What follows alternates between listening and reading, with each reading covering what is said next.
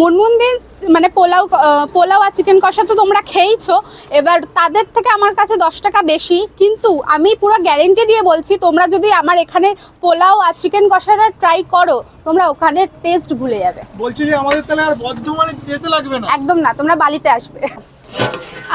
আমি তো প্রথমে 1 কেজি চাল থেকে স্টার্ট করেছি, তো সের মধ্যে কোনোদিন আমার হয়তো নুন কম হয়েছে, কোনোদিন হয়তো আমার ঘিটা কম গেছে, আমি বুঝতে পারিনি, চালটা হয়তো সেরকমভাবে হয়নি, আমাকে কোনোদিন না কাস্টমার বুঝতে দেয়নি যে আমার এই জিনিসটা কম হয়েছে বা কিছু।